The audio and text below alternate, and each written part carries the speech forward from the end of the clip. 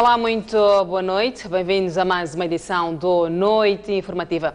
E vamos ao espaço de comentários com Sérgio Vieira.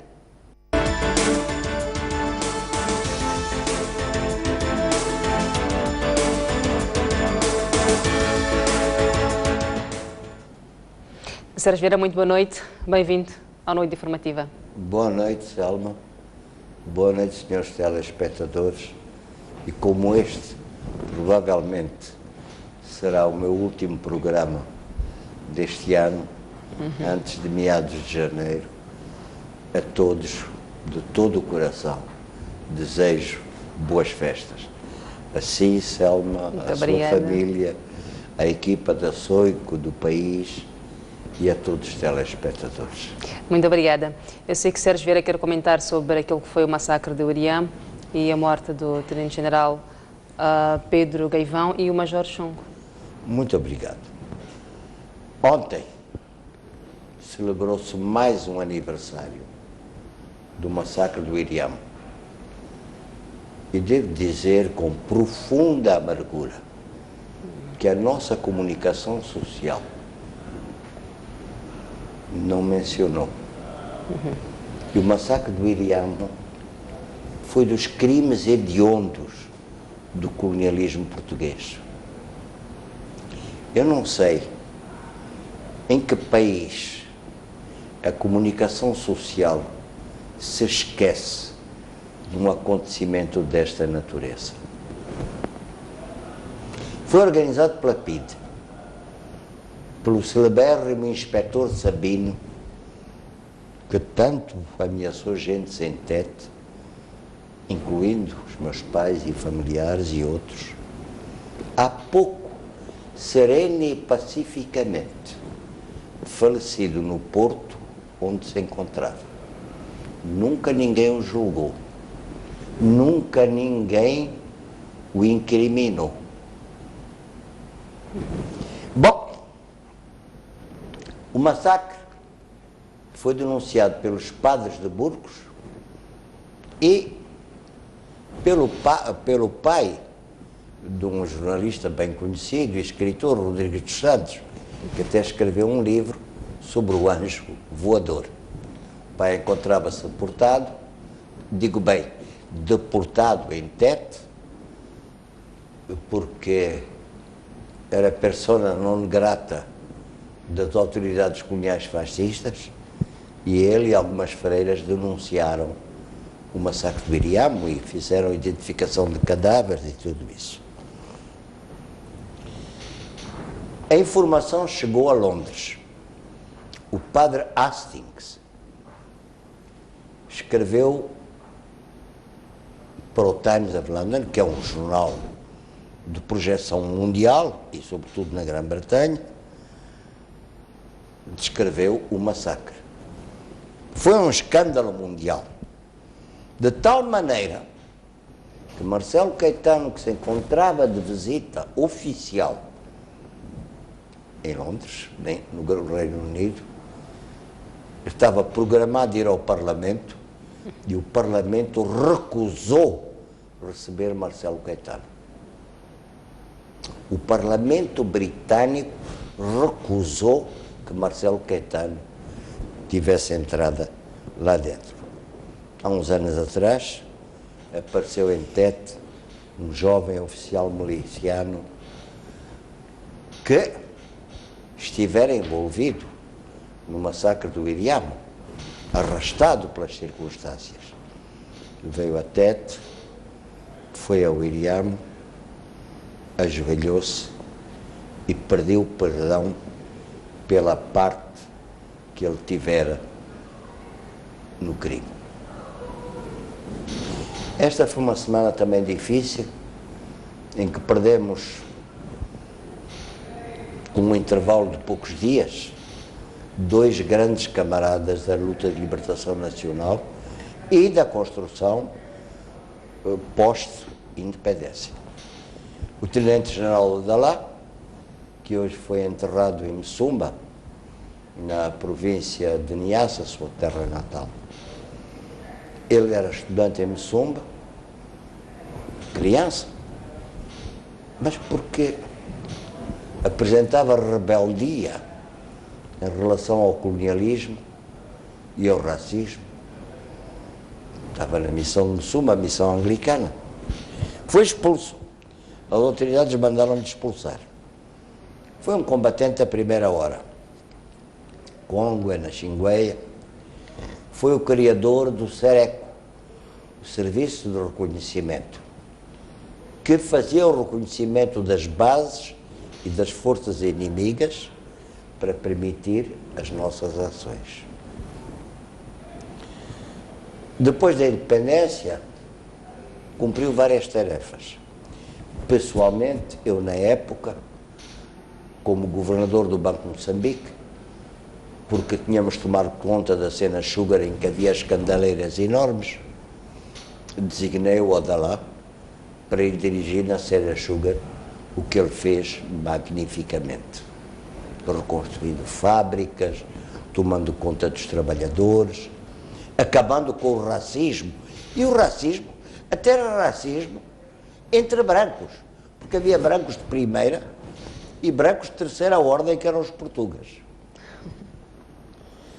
Depois foi embaixador na Tanzânia e nessa ocasião foi também um dos organizadores, dos voluntários que foram combater ao lado das forças tanzanianas para libertar o território ocupado por Idi Amin, dentro da Tanzânia, e os nossos voluntários foram os primeiros a entrar em Kampala.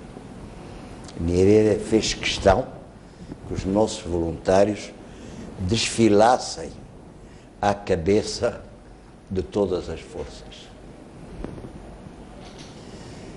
Também hoje tivemos a cerimónia fúnebre e o enterro do tenente-coronel Amandio Chongo.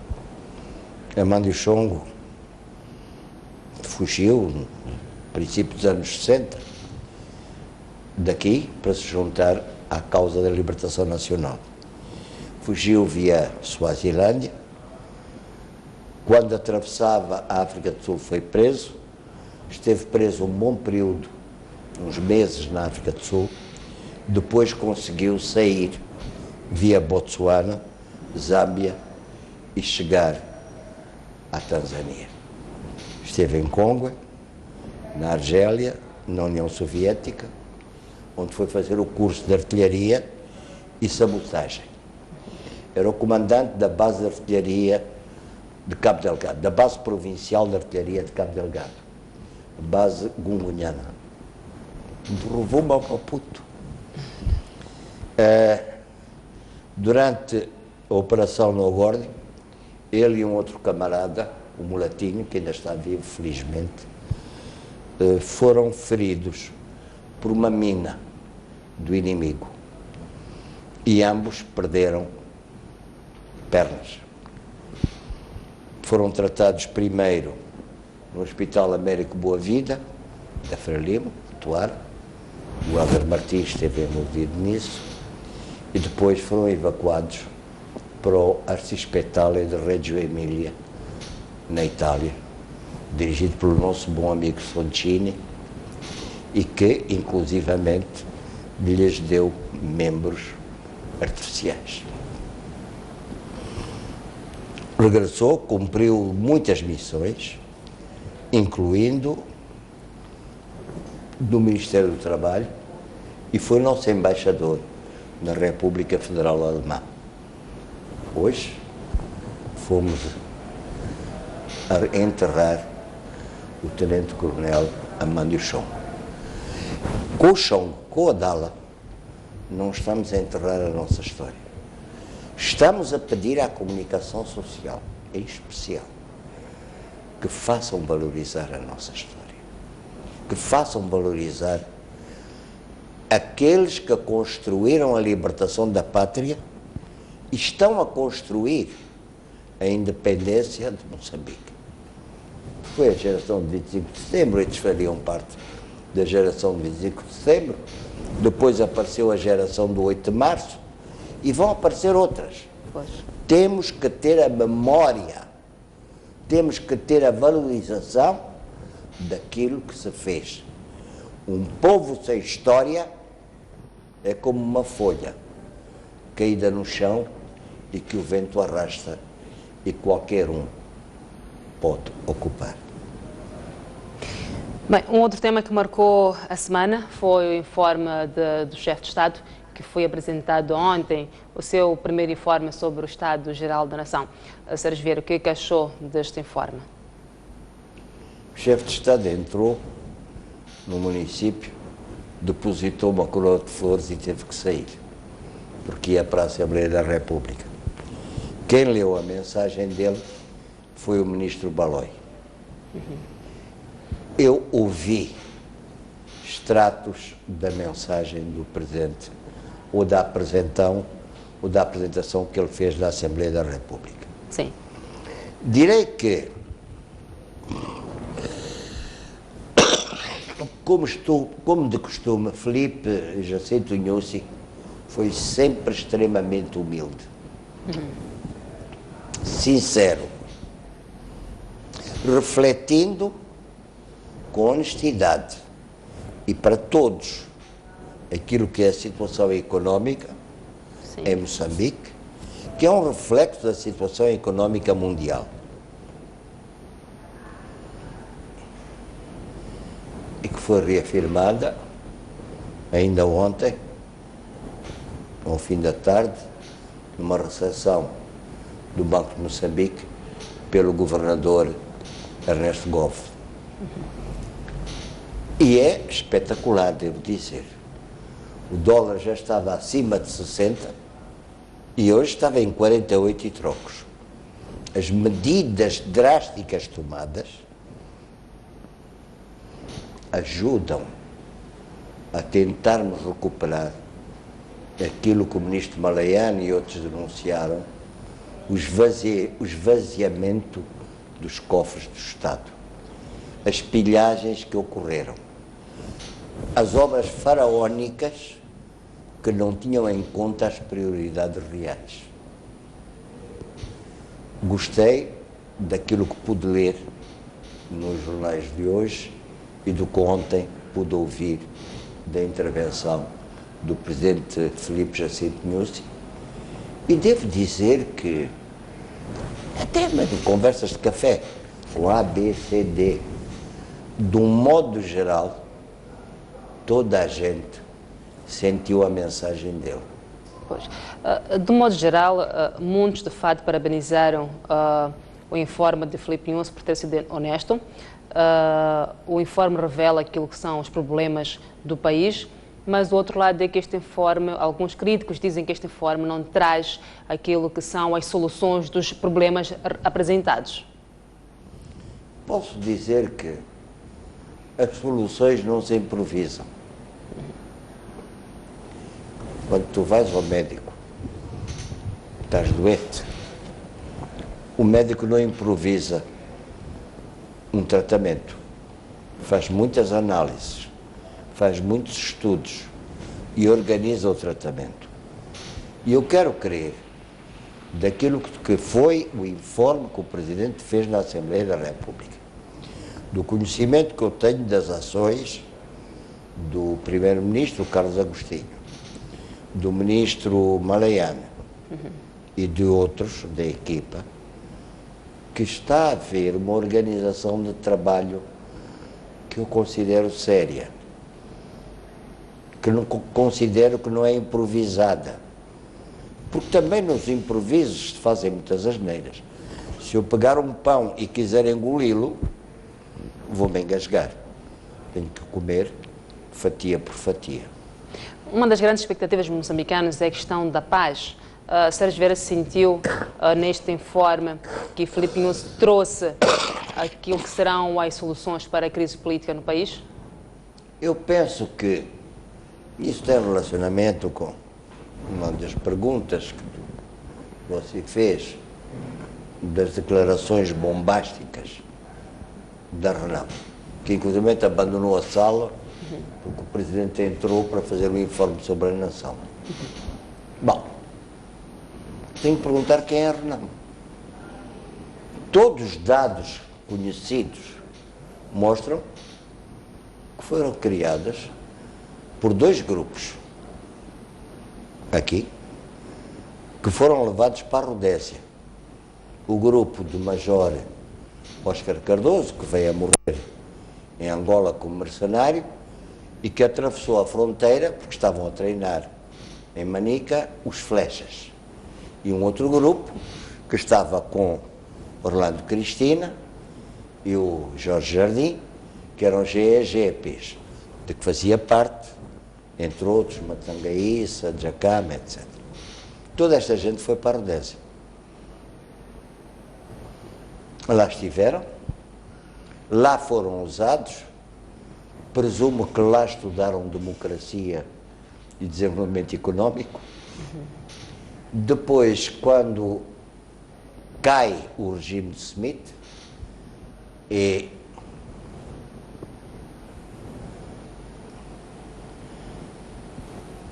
não havia hipótese de eles continuarem no Zimbábue, a pedido da inteligência militar sul-africana, a Força Aérea Britânica levou-os para a África do Sul, onde deu-lhes um campo e onde mataram o fundador, Orlando Cristina, os irmãos Bomba e outros.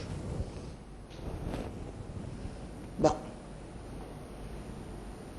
eu sou adepto do Xingal. O Xingal tem esta característica maravilhosa. De vez em quando sobe à divisão de honra para no ano seguinte cair. Eu não vou dizer que é culpa dos árbitros. Quem perde todos os jogos e culpa sempre os árbitros, é óbvio que não tem capacidade e é um pobre diabo frustrado. Mas a minha questão é, Filipe Nunes disse que continua disponível para ouvir aquilo que são as ideias da Renamo e também para reintegrar os homens armados.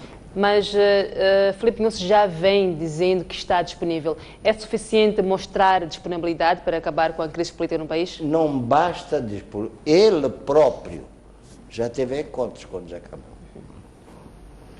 Jacama assinou em Roma o AGP. Está lá escrito, assinado por ele, que ia integrar os seus homens. E que aquele resto, que era a chamada guarda presidencial, seria integrada depois das eleições de 94. Quantos anos já se passaram? Desculpa, tem que haver um mínimo de honestidade de palavra, de honradez. E, sobretudo, quando uma pessoa se quer apresentar como dirigente de um partido político que nunca apresentou contas dos dinheiros que recebe. É nenhum órgão. E isso levou aquela cascata de secretários-gerais que quando dizem, mas eu sou secretário-geral, onde estão as contas? Não há contas. As contas estão na algibeira. Mas se nós procuramos, como país, como um todo, se o que nós queremos é resolver a questão política, a tensão que se vive em Moçambique, levantar aquilo que foram os problemas anteriores, vai resolver o problema atual? O que eu penso é que os problemas anteriores indiciam a capacidade e a honestidade das partes que querem resolver. Só posso dizer isso. Se de manhã eu digo uma coisa e à tarde digo o seu contrário, obviamente que a minha credibilidade baixa. Até hoje, e ainda ontem no Parlamento, o Presidente Nunes reafirmou a sua disponibilidade. Mas o problema é que ele não pode dialogar sozinho. É um monólogo. Ele teve um encontro no Indie Village, em que esteve à espera cerca de meia hora. Todos vocês reportaram isso.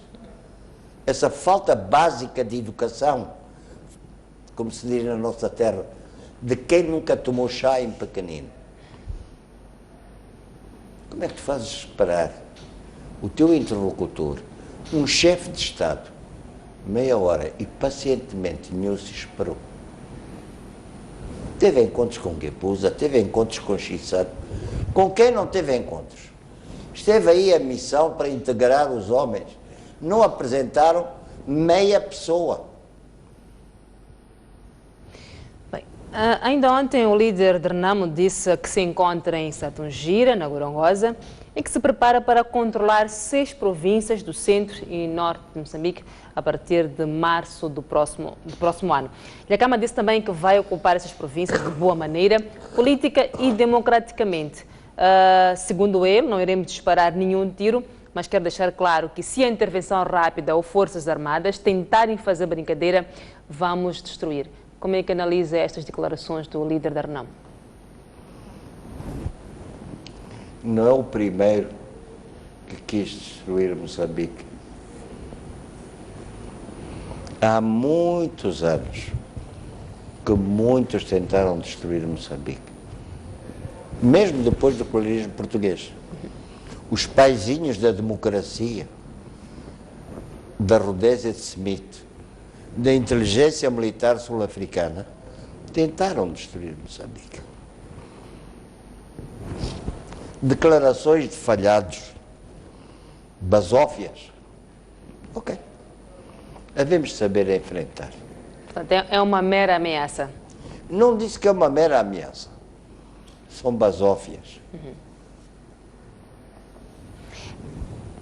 Do seu ponto de vista, foi uma mera coincidência que o líder da Renamo tenha se pronunciado ontem, no mesmo dia em que Filipe Inhoça apresentou o seu informe de Estado, o Estado-Geral da Nação? Foi ou não foi coincidência? Não sei. Não estou dentro da cabeça dele. Não estou dentro da cabeça dele. Outro tema que ainda marca a semana é a questão do Índice de Desenvolvimento Humano. Moçambique é o 9º país mais pobre do mundo, segundo o relatório do Índice de Desenvolvimento Humano divulgado esta semana, e caiu da 10ª posição para a 9ª posição. Sérgio Vieira, do seu ponto de vista, quais são os fatores que contribuíram para esta queda? Sabe, como é que são feitos, eu pergunto-me em primeiro lugar, como é que são feitos os índices de desenvolvimento humano? Como é que são calculados os rendimentos per capita? Vamos dizer, eu sou um camponês. Na minha casa tenho galinhas, tenho milho, tenho uma pera, tenho tomate, está bem? E comemos. E vendemos alguns excedentes. É provável que aquilo que eu venda representa ao fim de um ano 100, 150 dólares. Mas não sou um sem-abrigo. Não sou um esfomeado. Os meus filhos vão à escola de graça. Vamos a um posto de saúde de graça. A minha mulher vai dar à luz numa maternidade de graça. Como é que são calculados esses índices? Quando tem essa maternidade, por exemplo, perto, nas zonas rurais, por exemplo. Nas zonas rurais, em muitas povoações, já existe escola, posto de saúde. Mas, posso lhe fazer uma pergunta? Tem carro próprio? Obrigado. Quantas mulheres moçambicanas em 75 tinham um carro próprio? Quantas mulheres moçambicanas em 75 guiavam?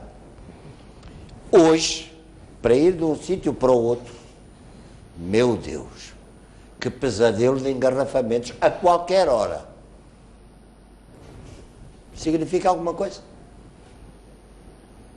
Para o Sérgio Onde Vieira, está? para o Sérgio Vieira significa o quê? Ter carro significa o quê? Bom, que nasceu uma camada média que já é capaz de comprar carro. Que não existia. Que não existia. Pois, e a questão é que Moçambique desceu. Desculpa. Nós temos carro não, hoje, o muitos de índice nós. de Sim, desenvolvimento, o índice de desenvolvimento humano, sim. Não tem em consideração aquilo que eu lhe disse há bocado. Que o camponês, a mulher e os filhos comem a sua comida, vestem-se. Hoje andas numa povoação E não vê numa povoação, não estou a falar da cidade de Maputo, ou de Beira, ou de Teta, ou de Lixinga. Quais são os fatores, do ponto de vista de Sérgio Vieira, quais são os fatores, do seu ponto de vista, que possam determinar o nível de pobreza de um país? Eu diria a fome, eu diria a nudez, eu diria a ausência de educação, eu diria a ausência de assistência sanitária, etc. Agora, até que ponto os senhores analistas em Washington, ou onde estão, conhecem a realidade concreta? Chegaram a uma povoação no distrito de Xemba, chegaram a uma povoação no distrito de Sussundenga, no distrito de Doa, no distrito de Messumba. Portanto, de alguma forma este relatório não reflete aquilo que é a nossa realidade. Reflete critérios preconcebidos e que não resultam de uma análise concreta da situação real que existe naquele país. Eu pergunto, qual é o índice de desenvolvimento humano nos Estados Unidos? Ontem ou anteontem fecharam todas as escolas em Los Angeles. É o índice de desenvolvimento humano? Qual é a mortandade que ocorre nos Estados Unidos diariamente? Porque há um maluco com armas que mata, que esfola. Qual é? Isso aparece no índice de desenvolvimento humano. Quantos sem-abrigo existem nos Estados Unidos que dormem no meio da rua, que nascem e crescem no meio da rua? Quantos? E isso aparece nos índices de desenvolvimento humano? Aqui em Maputo há uma dúzia de sem-abrigos e todos eles mais ou menos avariados da cabeça. Vamos seguir para o nosso último tema, Sérgio Vieira. Pela primeira vez, 195 países comprometeram-se a reduzir as emissões de carbono de modo a abrandar os efeitos nefastos da mudança climática. Falo do Acordo do Clima, que foi assinado em Paris. Os líderes mundiais andam já há 20 anos a discutir e a tentar chegar a acordo sobre as medidas a tomar. Lembrar que o acordo anterior, que foi assinado em 97, chamado Protocolo de Kyoto, fracassou em reduzir emissões mundiais de gases de efeito de estufa, os quais cresceram em 16,2% entre 2005 a 2006. Este é um acordo histórico. Gostaria que comentasse este acordo, olhando para aquilo que é a nossa realidade. Eu diria duas coisas. Eu já vi muitos acordos. A mim não me interessa tanto o que se assina e se declara. Interessa-me o que se faz. O maior poluidor do mundo são os Estados Unidos.